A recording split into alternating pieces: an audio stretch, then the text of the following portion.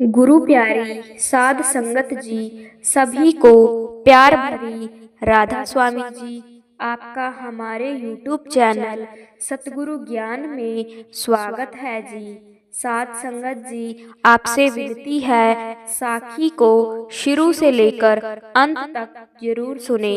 एक बार एक गांव था। उस गांव के लोग आपस में एक दूसरे से बहुत नफरत करते थे। उनके बीच हमेशा लड़ाई झगड़े हुआ करते थे। अगर उन लोगों को आपस में कोई फैसला लेना होता तो उसे भी वह लड़ाई झगड़ा करके वहीं पर खत्म कर देते। ना तो एकता थी और ना ही प्रेम था, बस कुछ थी तो आपस की नफरत।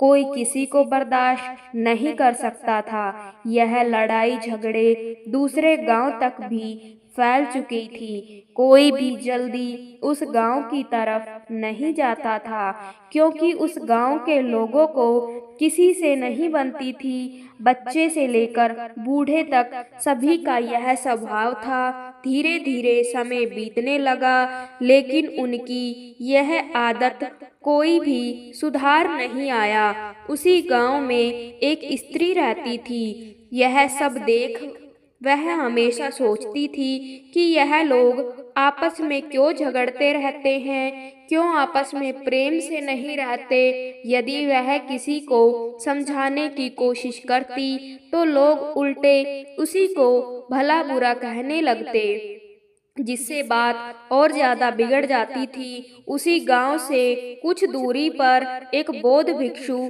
आश्रम बनाकर रहा करते थे।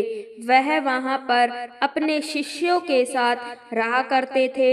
एक दिन सुबह उपदेश देने के बाद महात्मा अपने सभी भिक्षुओं से कहते हैं कि वो सभी अलग अलग दिशा में चले जाएं और वहां से भिक्षा लेकर के आएं। जब उस गांव में जाने की तैयारी होती है तो कोई भी शिष्य उस गांव की तरफ जाने को तैयार नहीं होता। यह देख उस बौद्ध भिक्षु ने कहा कि क्या हुआ, उस गांव की तरफ तुम लोग क्यों नहीं जा रहे हो।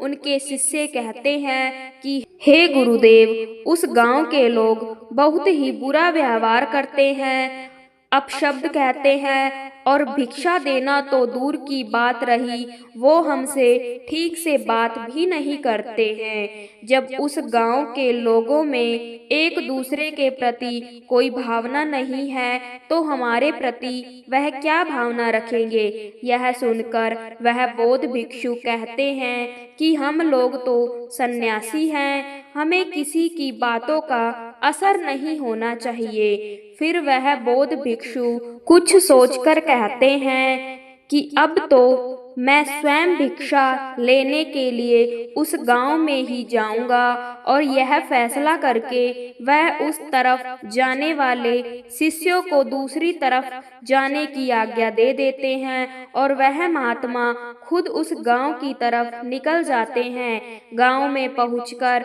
वह भिक्षा लेने के लगते हैं, लेकिन वहां से उन्हें कोई भिक्षा नहीं मिलती। थोड़ा आगे बढ़ने के बाद वह उस स्त्री के पास पहुंच जाते हैं जो थोड़ी दयालु प्रवृत्ति की थी और वह उससे भिक्षा मांगने लगते हैं। उस बौद्ध भिक्षु को भिक्षा मांगते देखकर और फिर वह भिक्षाटन करने को लौट जाते हैं। अब महात्मा हर दिन उस गांव में भिक्षा लेने के लिए जाने लगे। हर दिन तो वही सब माहौल देखा करते थे, वही लड़ाई झगड़े, वही अपशब्द, वही गाली गलौज।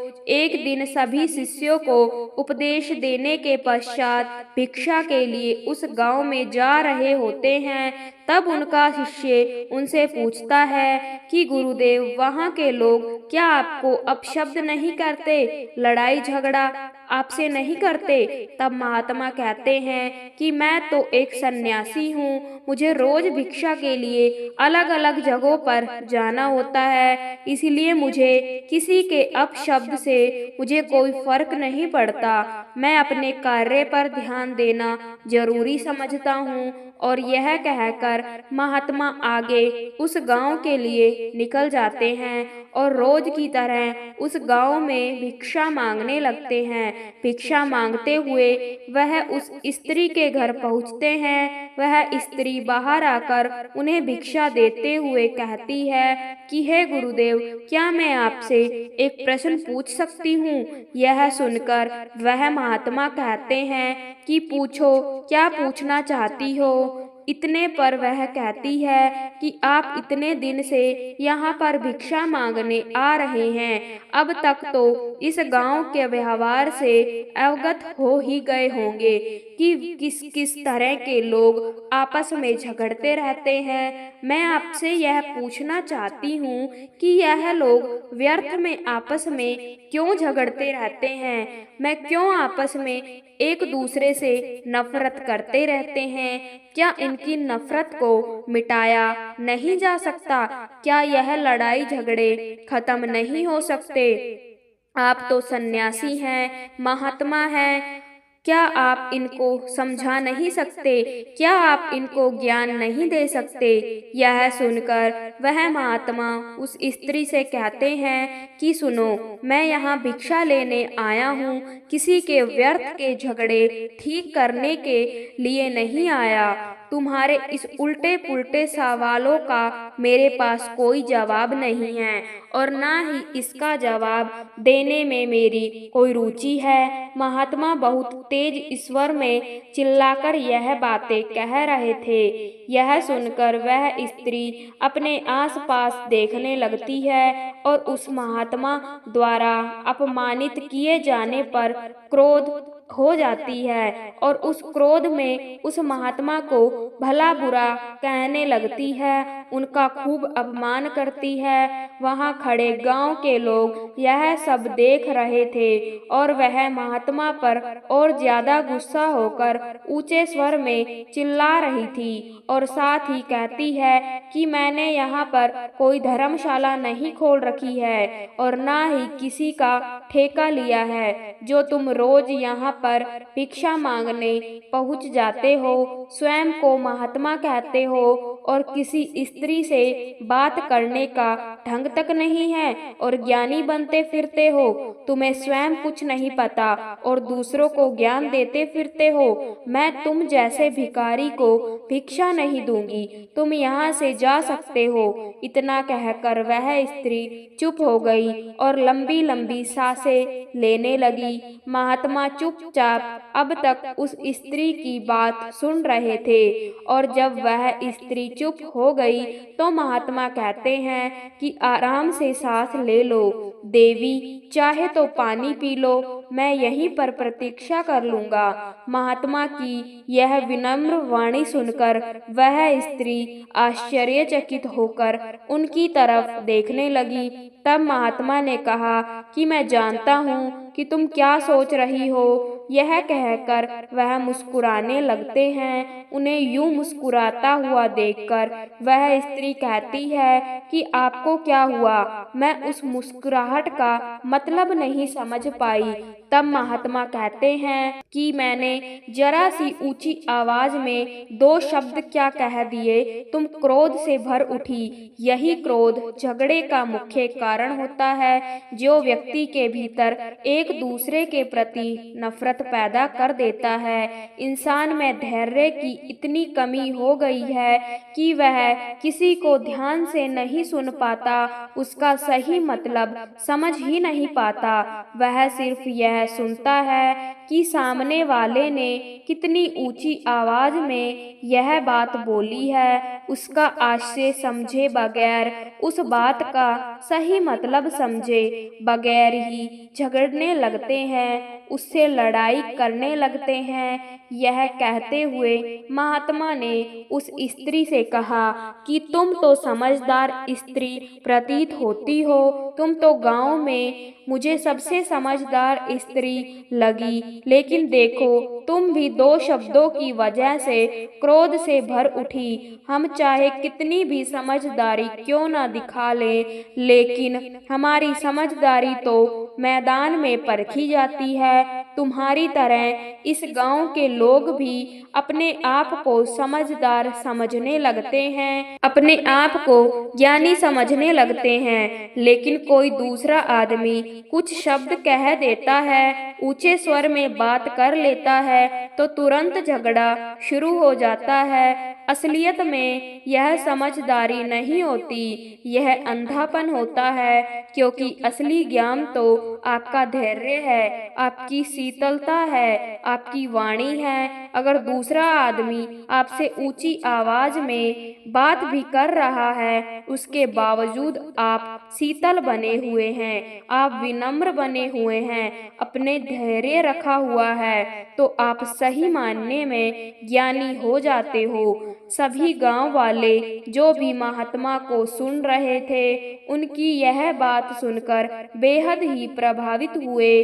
अपनी बात जारी रखते हुए महात्मा ने कहा कि आज मैं तुम लोगों को एक कहानी सुनाता हूँ। यह कहानी तुम्हारे ज्ञान के चक्षु खोल देगी, तुम लोगों के जीवन के अंधकार को खत्म कर देगी। बहुत समय पहले की बात है, एक प्रतापी साधु राजा हुआ करते थे, जिनका नाम संत व्यास जी था। वह रोज अपने आश्रम में अपने सभी शिष्यों को ज्ञान के बारे में, नई नई चीजों के बारे में बताया करते थे।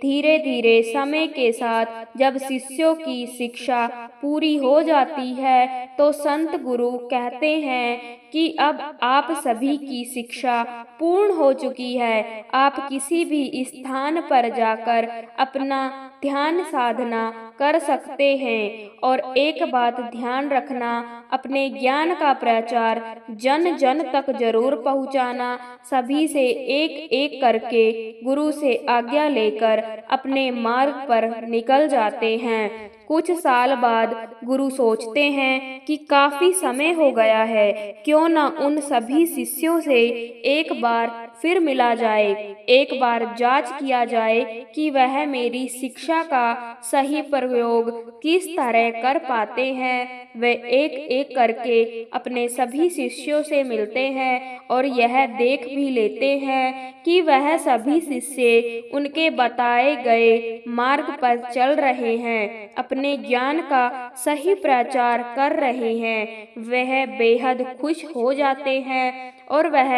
अपने सभी शिष्यों से मिलकर संतुष्टि का अनुभव करते हैं। सभी शिष्यों से मिलने के बाद गुरु व्यास अपने आखिरी शिष्य से मिलने के लिए जाते हैं। उसके बारे में दूसरे शिष्य बताते हैं कि हे गुरुदेव, उसने अपना गृह त्याग दिया है और एक जंगल में आश्रम खोलकर बड़ा ही कठोर तप कर रहा है। वह यह सुनकर संत बेहद प्रसन्न हो जाते हैं और वह अपने आखिरी शिष्य से मिलने के लिए जंगल की ओर निकल पड़ते हैं। उस जंगल में जाते जाते शाम हो जाती है।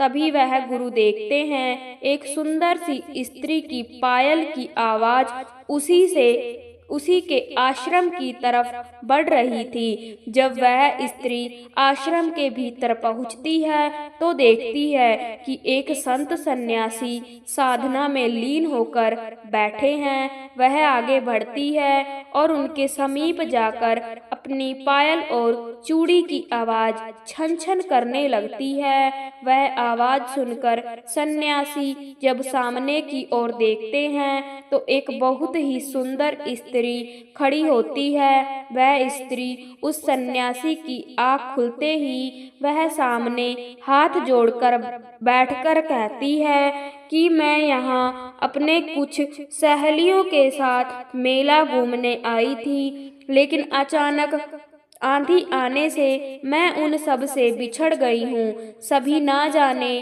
किधर की तरफ चली गई और मैं अकेले यहाँ पर फंस गई हूँ। अभी मौसम खराब है और कुछ ही देर में अंधेरा भी हो जाएगा। मेरा आपसे विनती है कि आप मुझे एक रात आपकी कुटिया में रुकने की इजाजत दे दे। आपकी बहुत कृपा होगी। यह सुनकर वह सन्यासी कहते हैं कि अरे पागल, तू पागल तो नहीं हो। यह कोई पाठशाला नहीं है, ना कोई धर्मशाला है। यह तो बस एक कुटिया है और इसमें केवल संत फकीरों के लिए जगह है। यहाँ रहना तुम्हारा कहीं से भी उचित नहीं है। यह सुनकर वो स्त्री कहती है कि महाराज, अब रात होने को है, अब अकेले इस जंगल में मैं कहाँ जाऊंगी। बस एक रात की बात है, मुझे इजाजत दीजिए। मैं सुबह होते ही यहाँ से लौट जाऊंगी।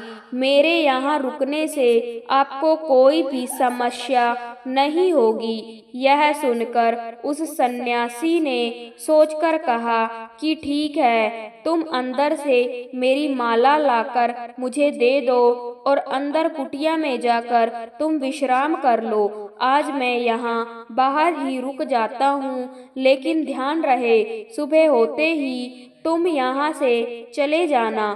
तो फिर उस स्त्री से कहते हैं कि देखो, तुम बाहर मत आना, वरना मेरी साधना भंग हो जाएगी। वह स्त्री हामी भरकर कुटिया के अंदर जाकर दरवाजा बंद कर लेती है। देर रात तक संत साधना करते रहते हैं। उसके बाद उस सन्यासी को अचानक से उस स्त्री का ख्याल आने लगता है। वह उसके दरवाजे की तरफ जाने लगता है। वह आधी रात में जाकर उस स्त्री का दरवाजा खटखटाने लगता है, लेकिन वह स्त्री दरवाजा नहीं खोलती। यह देखकर वह संत क्रोधित हो जाते हैं कि वह स्त्री दरवाजा क्यों नहीं खोल रही है, और वह क्रोध में आकर उस दरवाजे को तोड़ देते हैं। वह कुटिया के भीतर प्रवेश करते हैं, परंतु भीतर अंधेरा ही अंधेरा फैला हुआ था। उन्हें कुछ भी दिखाई नहीं दे रहा था। इसलिए वह संत एक दिया लेने चले जाते हैं। दीप जलते ही वह कुटिया में अपने चारों तरफ नजर घुमाते हैं उस स्त्री को देखने के लिए। दिए को लेकर और आगे बढ़ जाते हैं। यह सब उसके गुरु छिपकर देख रहे होते हैं और अपने शिष्य की ऐसी हरकत देखकर हैरान हो जाते हैं। और तभी एक बड़ी दाढ़ी और मूछ वाला एक महाराज उस कुटिया में माला जप रहे थे। सन्यासी यह देखकर पहले तो सुन्न रह जाता है कि उस सुंदर स्त्री की जगह पर एक महाराज बैठे हुए थे, और वह महाराज कोई और नहीं, उसके गुरु व्यास जी थे। वह एक स्त्री का रूप धारण करके अपने आखिरी शिष्य से मिलने के लिए और उसकी परीक्षा लेने के लिए आए थे। यह सब जानकर उस सन्यासी को अपनी गलती का एहसास होता है। उसकी आंखें शर्म से झुक जाती है। तब व्यास गुरु उससे जाकर कहते हैं कि तुम चाहो तो शिक्षा और अपने ज्ञान का उचित उपयोग कर सकते हो, लेकिन तुमने स्वयं के लिए गलत मार्ग चुना और खुद को उस पर बढ़ने दिया, और उसका परिणाम यह हुआ कि तुम नजरें झुकाए खड़े हो मेरे सामने। तुमने इतने साल की साधना और आज एक पल में तुमने अपनी साधना व्यर्थ में गवा दी, पानी में बहा दी। क्या फायदा हुआ इतने साल की साधना करने का, ध्यान करने का, जब एक स्त्री ने तुम्हारी साधना को भंग कर दिया। शायद तुमने अपनी घर गृहस्थी छोड़कर अच्छा नहीं किया। तुम अपने घर गृहस्थी जंगल में तो आ गए और ध्यान भी करने लग गए, लेकिन तुम्हारा मन, तुम्हारा चित्त वहीं पर अटका हुआ है। इसलिए जरूरी यह है कि तुम वापस जाओ और अपनी घर गृहस्थी संभालो, और जब तुम्हारा मन परिपूर्ण हो जाए, संतुष्टि से भर जाए, तब तुम किसी जंगल में जाकर ध्यान साधना करना। उससे पहले तुम खुद पर अत्याचार कर रहे हो। याद रखना, भावनाएं दब सकती है, मिट नहीं सकती। मिट तो तब सकती है जब अपनी भावनाओं को पूरी तरह से भोग लिया हो, जब आपका मन उन भावनाओं से तृप्त हो गया हो। जब वह भावनाएं आपका पीछा छोड़ रही है तो उस समय तो आपके मन से उतर जाएगी, लेकिन समय आने पर वह फिर से उभर आएंगी, फिर से आपके अंदर वह दिखने लगेंगी, फिर से आपको वह अपने काबू में कर लेंगी। इसलिए अपनी भावनाओं को दबाने की कोशिश मत करना, उन्हें जी भरकर जी लो। जब इतनी सी बात और कहानी को गांव वाले सुनते हैं तो वह सभी संत से अपनी गलती के लिए क्षमा मांगते हैं, और वह स्त्री भी अपने क्रोध के लिए उस संत से क्षमा मांगती है। इसके बाद फिर कभी वह संत उस गांव में नहीं आते। सभी गांव वाले अपने किए पर पश्चाताप करते हैं और सभी मिलजुल कर रहने लगते हैं। दोस्तों, यह कहानी जैसी भी लगी हो, इस कहानी को एक लाइक कर देना। बस तब तक सुनते रहिए अगली कहानी। प्राचीन समय की बात है, एक गांव में सबल नाम का एक आदमी रहता था। वह अपने जीवन से बहुत निराश था। उसकी निराशा का कारण यह था कि वह अभी तक कुछ भी नहीं करता था। उसके घर वाले दूसरों का उदाहरण देकर उसको ताना मारते थे और कहते थे कि वह सब तो कामयाब हो गए और तू यहीं का यहीं रह गया। जब भी वह कहीं बाहर जाता तो लोग उससे पूछते कि तुम क्या कर रहे हो भाई, और उसे यह कहने में बहुत शर्म महसूस होती कि वह अभी तक कुछ नहीं कर रहा, कुछ करने की कोशिश कर रहा है। धीरे धीरे उसने लोगों से मुंह छुपाना शुरू कर दिया। उसका दुख इतना बड़ा था कि उसको लगता था कि वह धरती पर एक बोझ है और उसके वश में कुछ भी करना नहीं है। वह कुछ कर ही नहीं सकता, तो वह जीकर क्या करेगा। उसे मर जाना चाहिए। वह अकेले में बैठकर रोता और भगवान को दोष देता। एक दिन नगर में एक गुरु को देखा जो दुख के ऊपर अपना प्रवचन दे रहे थे। गुरु कह रहे थे कि दुख एक गुरु की तरह होता है, तो आपके जीवन के बारे में समझता है और आपको सही से जीने का तरीका बताता है। आप चाहें तो दुख रूपी गुरु से अपना जीवन सीख सकते हैं या दुख में डूबकर बैठे बैठे रो सकते हैं। सबल भी यही बातें सुन रहा था। जब उपदेश खत्म हुआ तो उसने गुरु से कहा, दुख कुछ सिखाकर नहीं जाता बल्कि पीड़ा देकर जाता है। दुख की पीड़ा अनंत होती है। ऐसा लगता है कि इसके बाद कुछ नहीं मिलने वाला, कुछ नहीं होने वाला। मृत्यु भी उसके सामने कम पड़ जाती है। गुरु ने पूछा कि क्या दुख है तुम्हें। सबल ने अपनी सारी परेशानी गुरु को बता दी और कहा कि मेरे दुख का आपके पास कोई समाधान है ही नहीं। गुरुदेव ने मुस्कुराकर कहा कि जब जीवन में असली दुख आए तब मेरे पास आना, मैं इसका समाधान अवश्य करूंगा। यह कहकर गुरु वहां से चले गए। सबल ने सोचा कि क्या मेरा दुख असली नहीं है? क्या यह जो मैं दुख झेल रहा हूँ यह दुख नहीं है? कोई भी मेरे दिल का दर्द नहीं समझता, मेरे घर वाले भी नहीं समझते हैं, तो गुरु का क्या खाक समझेंगे। अपने दुखों से परेशान होकर सबल ने निर्णय लिया कि वह कुछ करके दिखाएगा। उसने एक छोटा सा व्यापार शुरू किया। उसे उसके व्यापार में सफलता नहीं मिल रही थी, पर उसके घर वाले बहुत खुश थे कि वह कुछ तो प्रयास कर रहा है।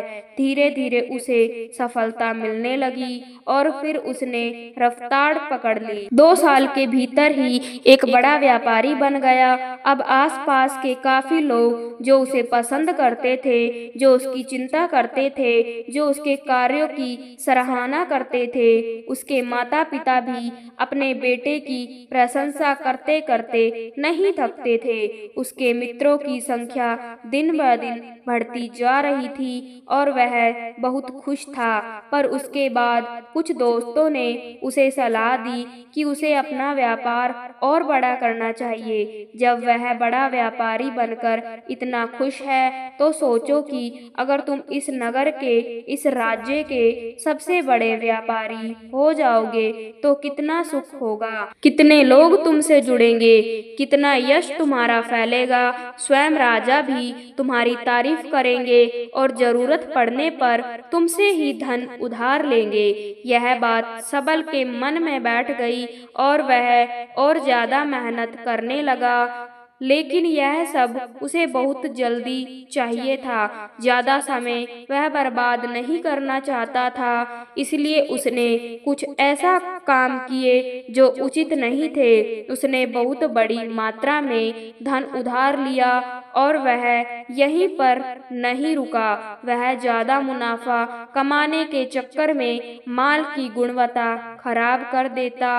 उसके मित्र जैसा कहते थे वैसा ही वह करता रहा। दूसरे व्यापारियों के खिलाफ षड्यंत्र भी रचना शुरू कर दिया। अब उसके जीवन का सुकून कहीं चला गया था। उसे अब रातों को नींद नहीं आती थी। वो हमेशा उधेड़ बुन में लगा रहता था। सुख साधन के सारे वस्तु होने के बाद भी उसे किसी भी चीज में सुख नहीं मिल रहा था। एक दिन सबल अपने रथ में बैठकर एक मार्ग से जा रहा था। रास्ते में उसने गुरु का आश्रम देखा और उन गुरु के पास पहुंचा और कहा, गुरुदेव, आपने कहा था कि असली दुख जब आए तभी मेरे पास आना। मेरे जीवन में बहुत दुख है, मैं रात को सो भी नहीं पाता हूँ। सबल गुरु को सारी बात बताता है। अब गुरु ने कहा कि जब तुम पहली बार मिले थे तब भी तुम किसी दुख में थे। उस दुख से तुमने क्या सीखा? सबल ने कहा, मैंने सीखा कि केवल सोचने से कुछ भी नहीं होता। अपनी सोच को साकार करने के लिए कर्म करना पड़ता है और केवल कर्म करने से भी कुछ नहीं होता। कर्म को अंतिम पड़ाव तक ले जाना आवश्यक होता है।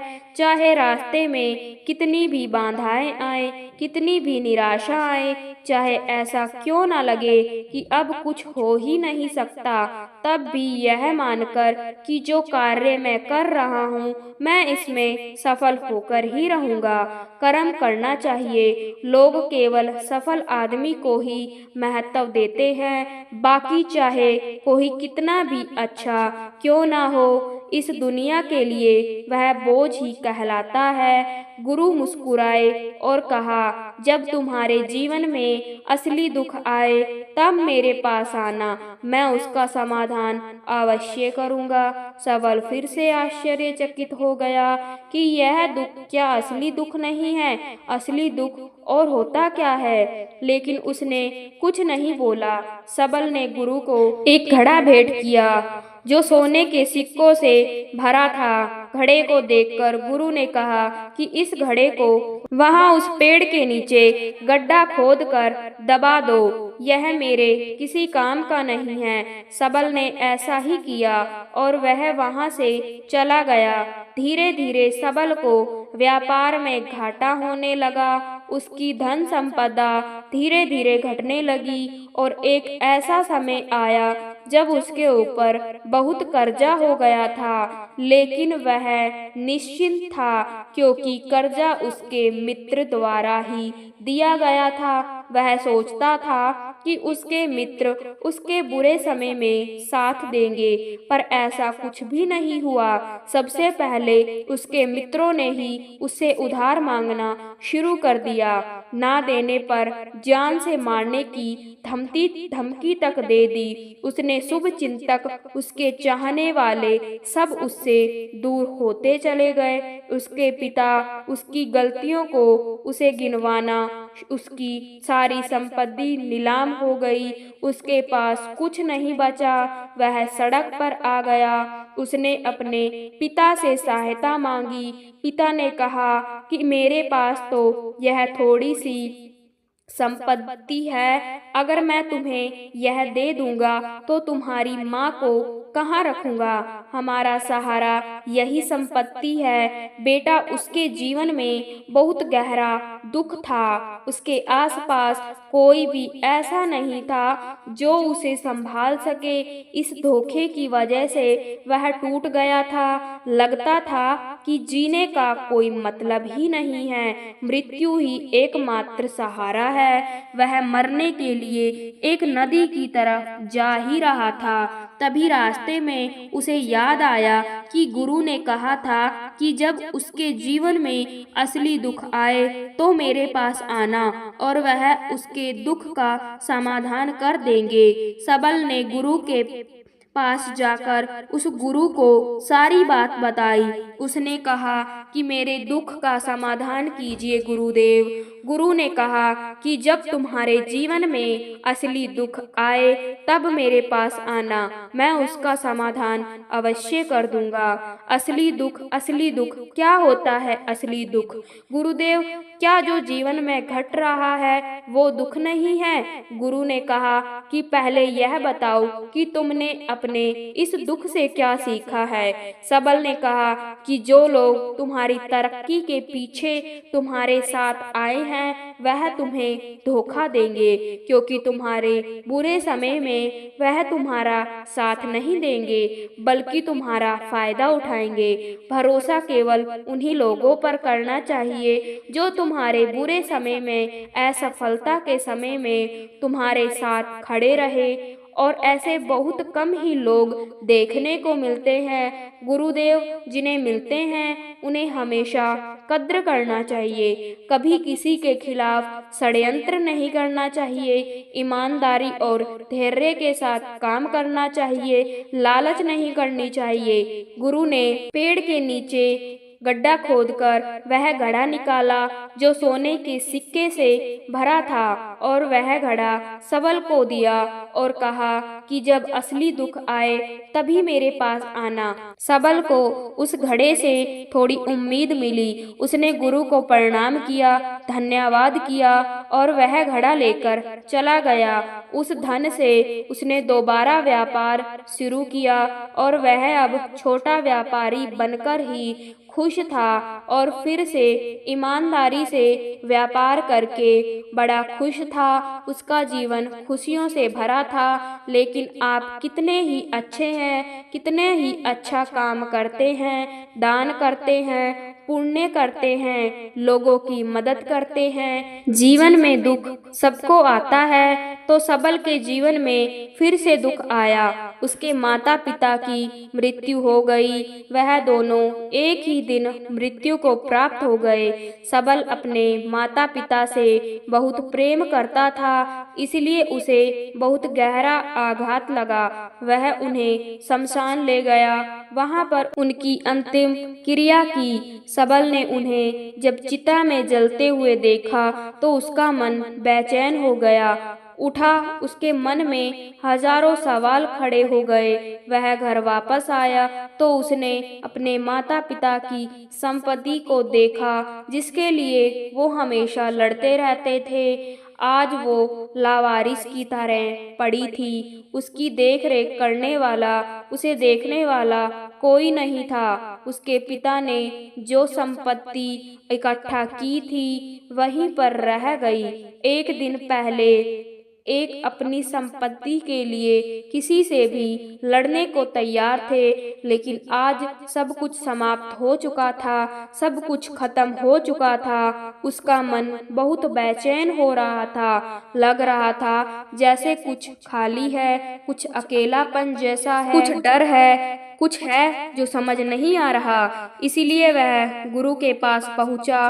गुरु ने सबल को देखते ही कहा कि क्या कोई दुख है? सबल ने कहा कि जीवन में वैसे तो कोई दुख नहीं है गुरुदेव, सब ठीक ही है, सब सुखी है, पर आज मेरे माता पिता की मृत्यु हो गई और मेरा मन बहुत दुखी है। गुरु ने कहा, इसमें दुखी होने वाली क्या बात है? एक दिन तो सबके प्रियजनों को मर जाना ही है। जीवित तो यहाँ पर कोई भी नहीं रहा और ना ही कोई रहेगा।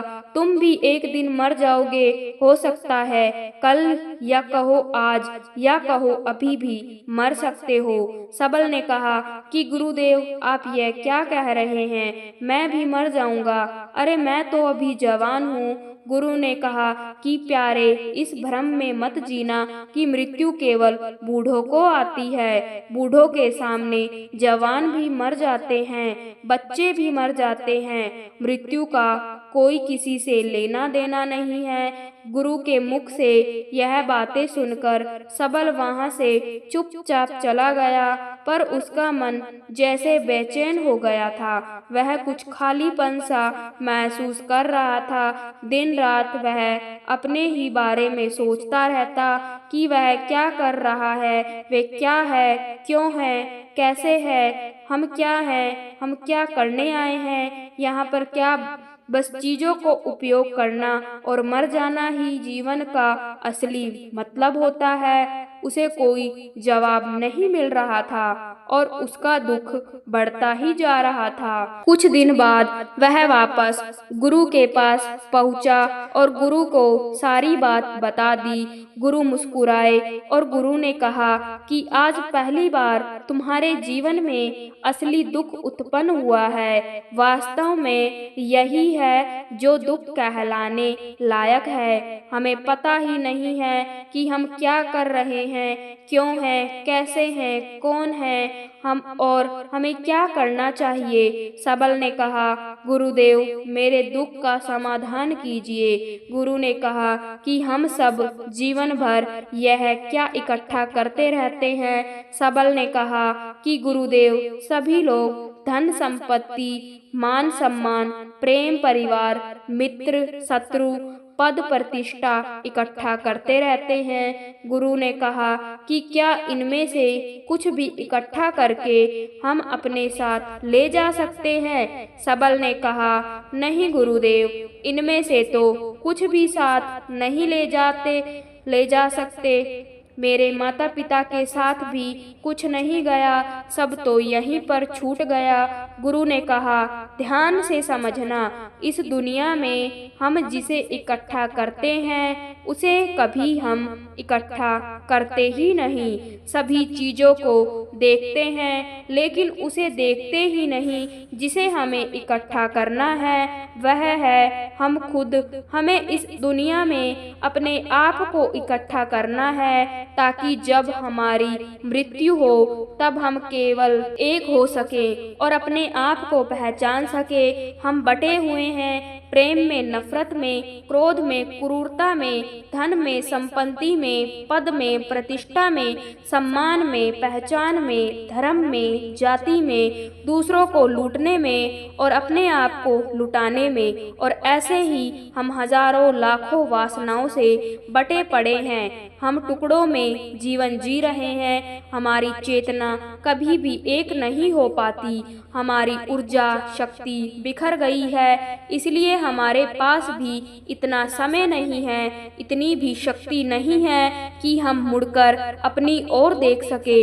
वास्तव में जिन्हें दुख कहकर जिंदगी भर चिल्लाते रहते हैं और उनका समाधान खोजते रहते हैं, उन्हें उनका समाधान कभी मिलेगा ही नहीं, क्योंकि जिन्हें वह दुख कहते हैं वह दुख है ही नहीं। इसलिए यहाँ पर कभी भी किसी को उनके दुख का समाधान नहीं मिलता। वह बस एक परिस्थिति से छूटकर दूसरी परिस्थिति में फंस जाते हैं। जैसे वह पहली समस्या से रो पड़ते थे, वैसे ही वह दूसरी समस्या में रो पड़ते हैं। हमेशा ही एक समाधान नजर आता है और वह है मृत्यु, और वह भी कोई समाधान नहीं है। इसलिए इन सब का परमात्मा पर समाधान चाहिए। तो अपने आप को इकट्ठा करो, अपनी ऊर्जा को इस संसार से वापस खींचो, उसे एकत्रित करो और अपने ऊपर ध्यान दो, अपने पर ध्यान लगाओ। मृत्यु से पहले अपने आप को पहचान लो, ऐसे ही बिखरे हुए मत चले जाना। सबल ने कहा, तो क्या गुरुदेव अब यह संसार छोड़ देना चाहिए, अपनी इच्छाओं को मार देना चाहिए, धन संपत्ति इकट्ठा नहीं करनी चाहिए? क्या हमें यहाँ से किसी प्रेम या यहाँ पर किसी से प्रेम नहीं करना चाहिए? गुरु ने कहा, तुमसे इच्छाएं, कामनाएं और वासनाएं ऐसे ही निकलती है जैसे पहाड़ से कोई पत्थर गिर रहा हो, जिस पर पहाड़ का कोई नियंत्रण ही नहीं है सिवाय देखने के और परेशान होने के। जब तुम एकत्रित हो जाते हो तब जो भी तुम करते हो वह सब तुम्हारे नियंत्रण में रहता है, तब इच्छाएं भी तुम्हारी इच्छा से निकलती है। सबल ने कहा कि गुरुदेव, आपने मेरे सच्चे दुख का निवारण कर दिया है, आपका बहुत आभारी हूँ। अब मैं अपने आप को एकत्रित करूँगा। गुरुदेव, मानव शरीर में बहुत ऊर्जा पहुँच सकती है, पर वह बेकार की चीजों में बट कर रह गई है, व्यर्थ की चीजों में लगी रहती है। दोस्तों, अक्सर हम ऊपर वाले से सवाल करते हैं कि हमारे जीवन में इतनी दुख क्यों है। हम सभी के मन में यह सवाल उठता है और इसका जवाब है कि वह परमात्मा हमें उस परम दुख तक ले जाना चाहते हैं, उस सबसे बड़े दुख तक ले जाना चाहता है जहाँ पर हमें पता चल सके कि इंसानी आत्मा का असली दुख क्या है। वह दुख है अपने आप को ना पहचान पाना, अपनी शक्तियों को ना पहचान पाना, अपने आप को इकट्ठा ना कर पाना, अपने आप पर नियंत्रण ना कर पाना। हमारे जीवन में यही दुख होता है, लेकिन हम इस दुख को ना देखकर सभी प्रकार के दुखों को देखते हैं, लेकिन इस दुख पर हमारा कभी ध्यान नहीं जाता। हमें चाहिए कि हम खुद की खोज करें। आपका बहुत बहुत धन्यवाद इस कहानी को सुनने के लिए। पुराना मगध राज्य में एक बहुत ही धनवान सेठ रहा करता था। उसके पास बहुत दौलत थी। एक दिन उसने हिसाब लगाया तो पाया कि उसके पास जितना धन दौलत है यह तो केवल उसके बच्चों तक के लिए पर्याप्त होगी। वह सोच में पड़ गया कि उसके बच्चों के बच्चे और फिर आने वाली पीढ़ियों के लिए धन की व्यवस्था कैसे होगी। धन के अभाव में तो उनका जीवन बहुत ही मुश्किल हो जाएगा। इसी के बारे में सोच सोचकर वह चिंतित रहने लगा। उन्हीं दिन तथागत गौतम बुद्ध मगध राज्य में पधारे हुए थे। तभी उसे किसी ने बताया कि तुम गौतम बुद्ध की शरण में जाओ, वह तुम्हारी चिंताओं का समाधान अवश्य कर देंगे। वह इंसान गौतम बुद्ध के पास जाता और कहता है, बुद्ध, मैं चाहता हूँ कि मेरे पास इतना धन हो कि मेरे बच्चे और उनके बच्चे और फिर उनके भी बच्चे और फिर उनके बच्चे इसी तरह से अगले कई पीढ़ियों भी इसी तरह से मेरे धन का उपयोग करें। अगर यह उपयोग करती रही तो मेरा धन समाप्त ना हो। गौतम बुद्ध मुस्कुराए और बोले, बिल्कुल वैसा ही होगा, लेकिन इससे पहले तुम नगर के बाहर वाली झोपड़ी में रहने वाले परिवार को एक दिन के खाने की सामग्री देकर आओ। यह सुनकर वह बहुत ही खुश हो गया और तुरंत ही एक दिन के खाने की सामग्री से भरा हुआ थैला लेकर नगर के बाहर वाली कुटिया में पहुंच गया। वह जैसे ही कुटिया के अंदर गया और उसने देखा कि कुटिया के अंदर एक बूढ़ी औरत और उसका जवान बहू है। बूढ़ी औरत बैठकर ध्यान कर रही थी और उसकी बहू रसोई में खाना बना रही थी। सेठ ने बहू की तरफ देखकर खाने की सामग्री का थैला आगे बढ़ाते हुए कहा, मैं इस नगर का एक अमीर सेठ हूँ और तुम्हारे परिवार के लिए एक दिन के खाने का राशन लेकर आया हूँ, इसे रख लो। यह सुनकर बहू ने मना करते हुए कहा, लेकिन आज हमारे पास खाने की व्यवस्था है। सेठ ने कहा, तो इसे कल खाने के लिए रख लो। इतना सुनकर उस औरत ने सेठ से कहा, माफ करें, लेकिन हम अगले दिन के लिए इकट्ठा करके नहीं रखते। हम रोज के खाने की व्यवस्था रोज ही करते हैं। यह सुन उस सेठ ने कहा, एक यह लोग हैं जो अपने कल के लिए भी काम नहीं करते और एक मैं हूँ जो आने वाले कल के लिए धन इकट्ठा करने के लिए लगा हुआ हूँ और इस चिंता में वह मरा जा रहा हूँ। अब सेठ को यह समझ आ चुका था कि आखिर गौतम बुद्ध ने उसे बाहर वाली कुटिया में क्यों भेजा था। अगले दिन सुबह होते ही वह सेठ फिर गौतम बुद्ध के पास पहुंच गया और बोला, तथागत, आप जो मुझे समझाना चाहते थे अब मैं वह समझ चुका हूँ, लेकिन क्या आप मुझे थोड़ा विस्तार से बताएंगे कि चिंता होती क्या है, यह कैसे पैदा होती है और इसका निवारण क्या है। गौतम बुद्ध ने कहा, कल के लिए की जाने वाली चिंता हमारे कल को बदले या ना बदले, लेकिन वह हमारी आज की खुशी जरूर छीन लेती है। चिंता एक ऐसी मानसिक बीमारी है जो हमारे जीवन से हर तरह की खुशी छीन लेती है और इसे निराश बना देती है। असल में चिंता का कोई वास्तविक अस्तित्व नहीं होता। चिंता एक ऐसा भाव है, एक ऐसा विचार है जो आने वाले भविष्य की डर से, जिन चीजों पर हमारा कोई नियंत्रण नहीं है, जिनके लिए हम कुछ भी नहीं कर सकते, उन चीजों के बारे में बार बार सोचना ही तो चिंता होता है। गौतम बुद्ध ने आगे कहा कि जरा गहराई से सोचकर देखो कि जिन चीजों पर तुम्हारा बिल्कुल भी नियंत्रण नहीं, जिन्हें तुम चाहकर भी नहीं बदल सकते, अगर उन चीजों के बारे में तुम पूरा दिन ना भी सोचो तो क्या बिगड़ जाएगा। यह सुनकर उस इंसान ने कहा, तो बुद्ध, आपके कहने का अर्थ यह है कि हम किसी भी चीज या घटना के बारे में सोचना ही छोड़ दे। बुद्ध ने कहा, जीवन में जो भी समस्या आई है या फिर आने वाली है, उसके बारे में विचार करके उसका समाधान निकालना, यह तो हमारी बुद्धि का धर्म है, लेकिन उसी समस्या के बारे में निरंतर लगातार सोचना, यह एक मानसिक बीमारी है। जब हमारा दिमाग किसी एक घटना, किसी एक विचार में अटक कर रह जाता है, उसी एक चीज या एक घटना के बारे में पूरा दिन सोचता रहता है, बस उसी चीज में ठहर कर रह जाता है, तो ऐसा विचार हमारे जीवन से सारी खुशी, सारा चैन, सारा आनंद छीन लेता है। चिंता करने का सीधा सा अर्थ है कि जो हमारे जीवन में हुआ ही नहीं, उसके बारे में व्यर्थ ही सोचते रहना। बुद्ध ने सेठ की तरफ इशारा करते हुए कहा, आखिर सोच सोच कर तुम क्या बदल लोगे, लेकिन हाँ, अगर तुम उसके लिए कुछ कर रहे हो तो जरूर बदलाव ला सकते हो। लेकिन अगर तुम उस चीज या उस घटना के बारे में तुम बार बार सोचना छोड़ दोगे तो कुछ भी नहीं बिगड़ने वाला।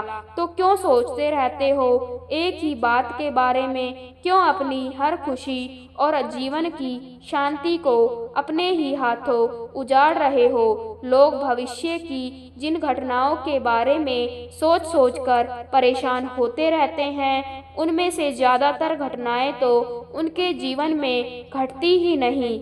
चिंता करने से तुम्हारी आने वाली समस्या का समाधान नहीं होने वाला, लेकिन तुम्हारा आज का सुख चैन जरूर चला जाएगा। तुम एक बात का अनुभव करना कि चिंता से भरा एक घंटा भी दिन का सारा थकान कर देता है। असल में जब कोई अप्रिय घटना वास्तविक जीवन में घटित होती है तो वह हमें उतना दुख नहीं देती जितना हमने उसके बारे में मन में सोच सोचकर खुद को दुखी किया होता है।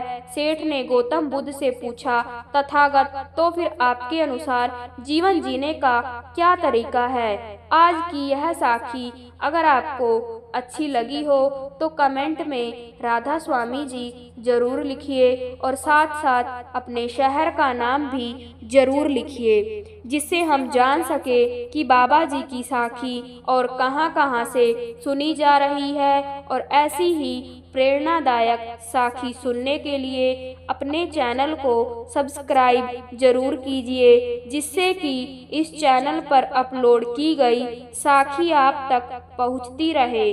राधा स्वामी जी।